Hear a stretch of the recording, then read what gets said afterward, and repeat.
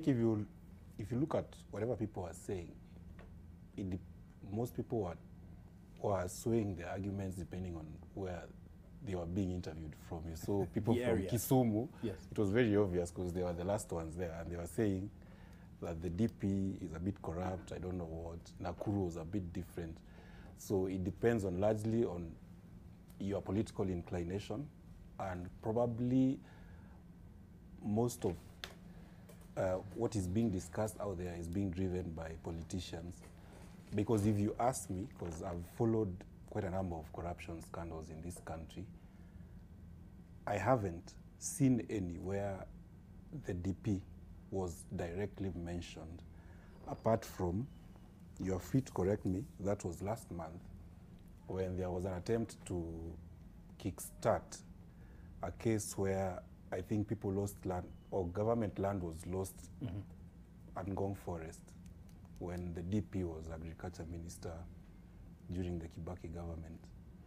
The others, where people are trying to say probably has been mentioned or not, I can only name two. One was last year in July, when there was a fake letter that was purporting to say that guys were planning to assassinate the DP, and this Echesa case. And no one has even said the DP is involved. Why is he all over the headlines, would you say, in this particular? There's the issue of prominence. But, for instance, if we just look at some of the headlines, this is a story you did for Monday. Ruto fights links to 40 billion shillings arms racket as probe widens. From the Standard, DP admits to a 23-minute meeting at his annex office. And from the Star by Felix Olik and Esther Mbogwa, they say, why Ruto is under fire over fake military deal. That's just some from earlier this week. Why then is he all over this particular story? But even, Mark, without even going to the story, if anybody who has gone to media school knows there's something called the law of prominence.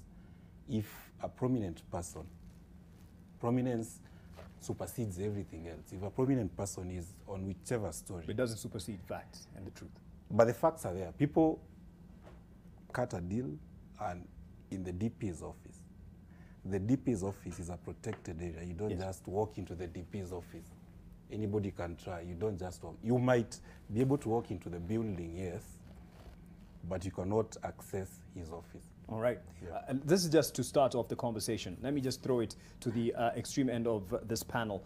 And Kipchumba, from what you've heard and from what is being said in the dragging of the name of the Deputy President in this particular story, tunaonea DP. Thank you. Thank you, Mark. I think we must open the thinking beyond the Echesa scandal.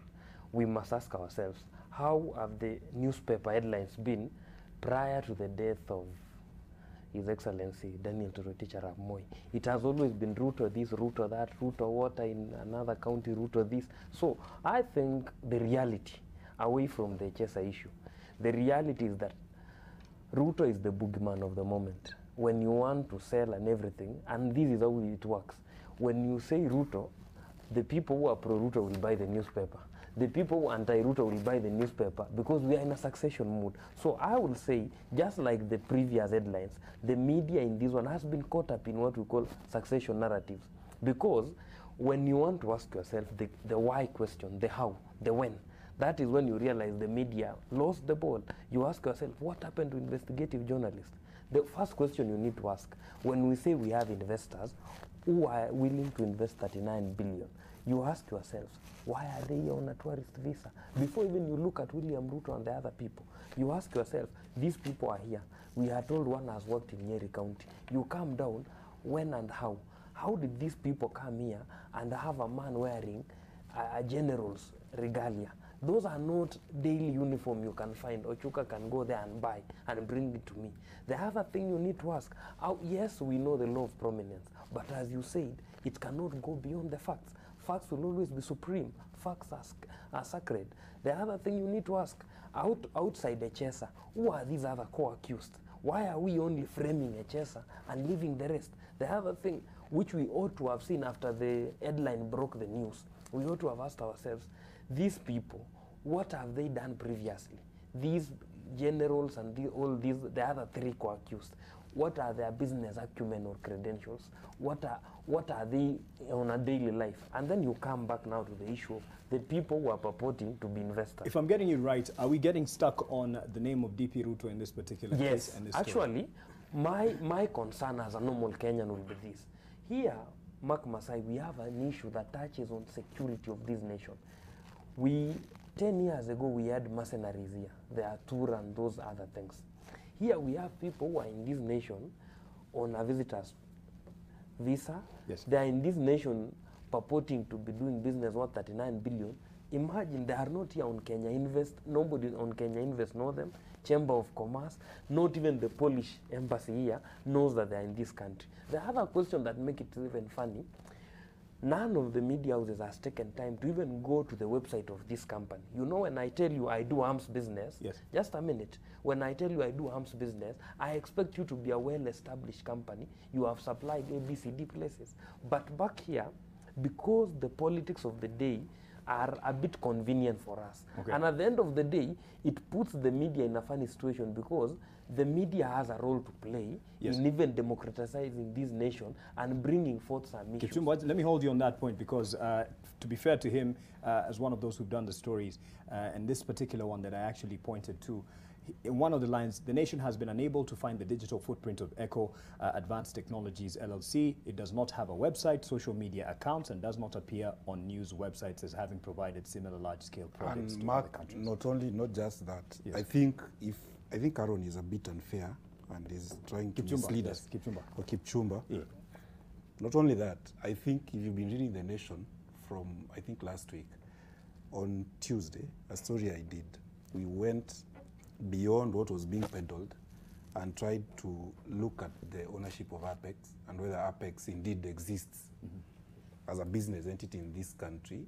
And yesterday's story, we told how actually the owners of Apex, one of them in the ownership structure is listed as a Kenyan. It's on the papers, unless he hasn't read. And today's story, we still unmasked the owners of Pizel. Yes. Yeah, the ones who were arrested yesterday.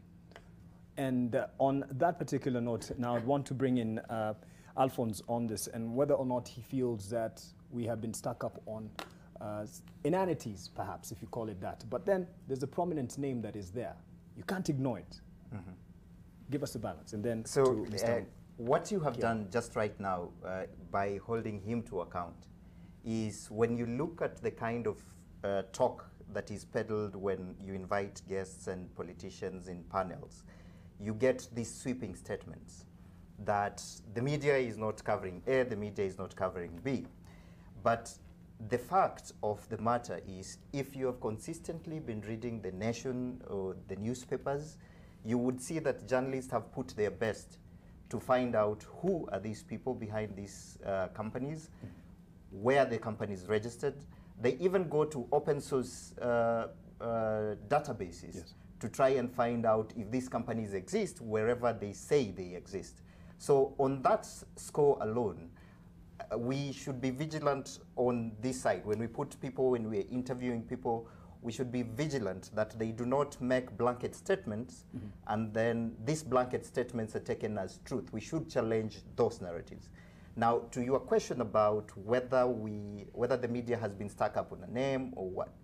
So what I do right now, I deal with facts, and I don't usually care how people dress those facts as long as they stick to what the facts are.